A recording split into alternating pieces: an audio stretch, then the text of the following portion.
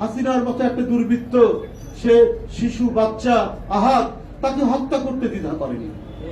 মানবাধিকার জাতিসংঘের মানবাধিকার সংস্থার যে রিপোর্ট আপনারা পড়ে দেখুন, তারা যে তথ্যটা নিয়ে এসছে সে তথ্য কত রক্তহীন করার তথ্য, যে গাজীপুরে একটা 14 বছরের কিশোর তার শরীরে 40টা গুলি করা হয়েছে। এটা তো একটা সংক্ষিপ্ত একটা কথা বললাম, আরো অনেক তথ্য আছে। আর আরো তথ্য তো আমরা নিজের চোখে দেখেছি, জেনেছি। 2 মাস 3 মাস এখনো অনেকে জেলের মধ্যে আছে, এখনো হাসপাতালে আছে, কাতরাচ্ছে। কারো হাত নাই, কারো পা নাই। হাতে সংযোজন করা যাবে কিনা কৃত্রিম ভাবে তারও কোনো নিশ্চয়তা নেই। যে পা কেটে ফেলতে হয়েছে সে পা কৃত্রিম ভাবে সংযোজন করা যাবে কিনা তার কোনো নিশ্চয়তা নাই। অথচ পার্শ্ববর্তী দেশ থেকে হাসিনা হুঙ্কার দেয় তার নেতা কর্মীদেরকে যে তোমরা আক্রমণ করো, মানে তার ভাষাটা বললে এরকম হবে, তোমরা নেমে পড়ো। তার যে মিনিমাম একটা অনুশোচনা থাকবে, তার যে একটা আত্ম অনুশোচনা থাকবে, নিজে যে একটা আত্মমন্থন করবে সেটি তার মধ্যে নেই।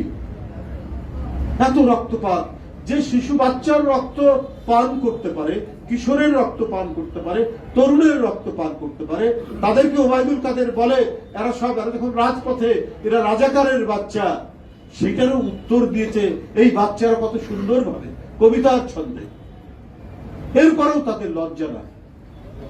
তোরা যদি ভালো কাজ করতিস, তোরা মানুষের যদি কল্যাণের কাজ করতিস, জনগণের ক্ষমতা যদি জনগণের কাছে যদি আপনারা ফিরিয়ে দিতেন, তাহলে আপনাদের পালাতে হতো না। আজকে ওবায়দুল কাদের এত দম্ভ, এত অহংকার, আমাদের নেতাদের নাম ধরে ধরে টিটকারি মেরে কথা বলতেন, আপনি কোথায় এখন? তাহলে এটা তো বড় মানে কি, রাষ্ট্র নিয়ে এরা কি খেলাধুলা করেছে, রাষ্ট্র নিয়ে এরা খোলামকুচি করেছে, খোলামকুচি বানিয়েছে এরা রাষ্ট্রকে। আজকে লুকিয়ে থেকে অন্য দেশ থেকে আবার হুঙ্কার দেয়, উস্কানি দেয়। এটা অত্যন্ত দুঃখজনক, এটা অত্যন্ত বেদনাদায়ক ঘটনা।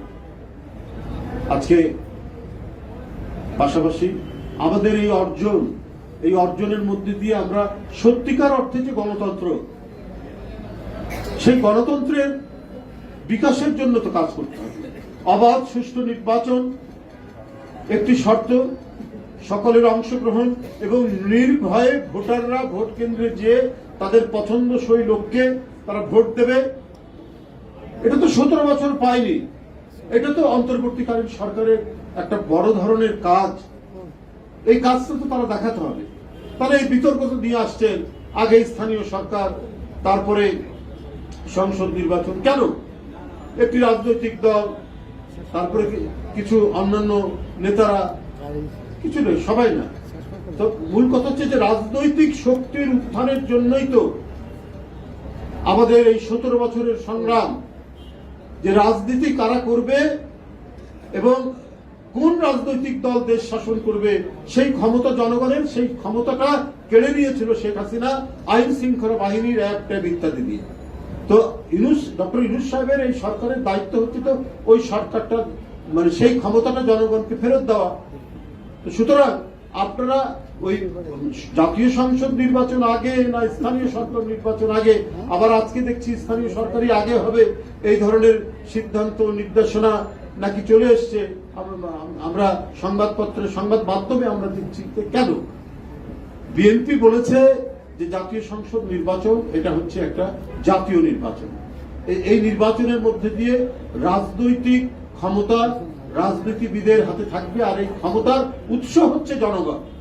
জনগণের কাছে ক্ষমতা ফিরিয়ে দিলে রাজনৈতিক শক্তি বিকশিত হবে এবং সেই রাজনৈতিক বিকশিত শক্তির মধ্যে দিয়ে যত নির্বাচন আছে সেই নির্বাচন হবে। এটাও তো একটা ডিপলিটিসাইজেশন, এটাও তো বিরাজনীতিকরণ।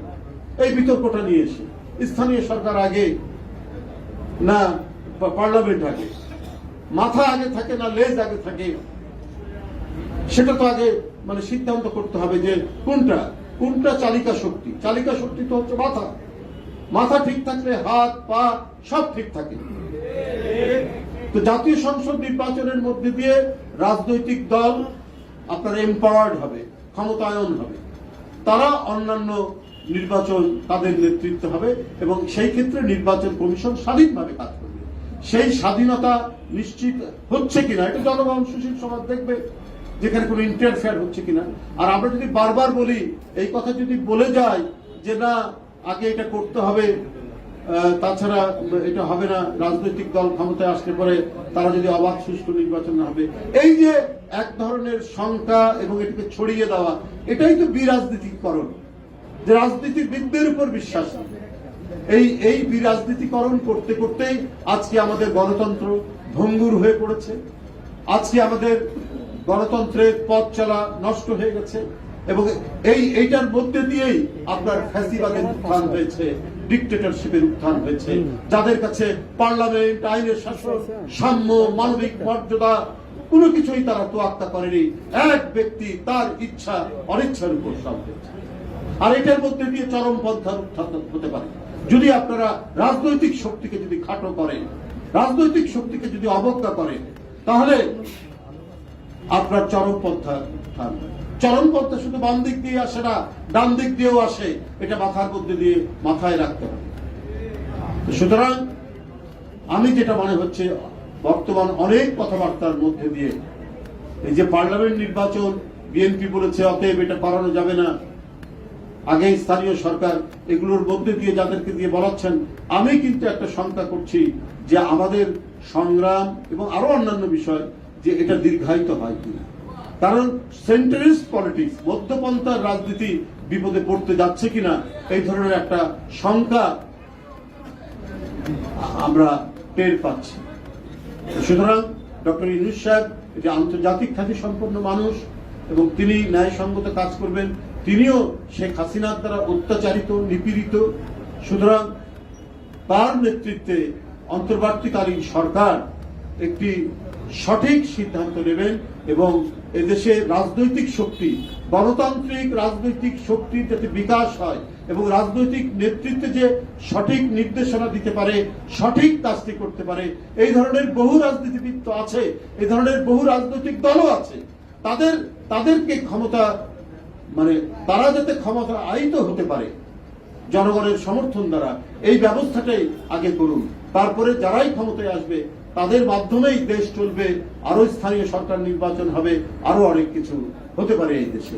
তাহলেই আমার মনে হয় আমাদের যে রাষ্ট্রীয় গণতন্ত্রের জন্য এত স্বাধীনতার পর থেকেই লড়াই চলছে। একবার বাকশাল হয়, দ্বিতীয় বাকশাল হয়, আবার এরশাদের মতো কিছু গণতন্ত্র বিলাসী শক্তির উত্থান হয়। এদের বিরুদ্ধে লড়াই করতে করতে আমাদের যে সত্যিকার অর্থে গণতন্ত্রের যে পথ চলা, সেই পথ চলা বারবার হোঁচট খাচ্ছে। এই হোঁচট যাতে না হয় খায়, তো যে সংস্কারগুলো কথা বলছেন এটার মধ্যে আলাপ আলোচনার মধ্যে নির্ধারণ করে আগে জাতীয় সংসদ নির্বাচন দিন, নির্বাচন দিয়ে যে রাজনৈতিক দল ক্ষমতায় আসবে তারাই আপনার যাতে সমস্ত কিছু পরিচালিত করতে পারে জনগণের কাছে, সেই আস্থাটা প্রতিষ্ঠা করার জন্য অন্তর্বর্তীকালীন সরকার সেই প্রচেষ্টাটা নেবেন। আমি আজকের এই শবে বরাতের দিনে, এই উৎসব মুখর দিনে আমি বাংলাদেশ সহ সারা বিশ্বের মুসলিমদের প্রতি জানাই আন্তরিক শুভেচ্ছা, তাদেরকে ধন্যবাদ জানাই, তাদের অব্যাহত সুখ শান্তি কামনা করে আমার বক্তব্য শেষ করছি। খোদা হাফেজ।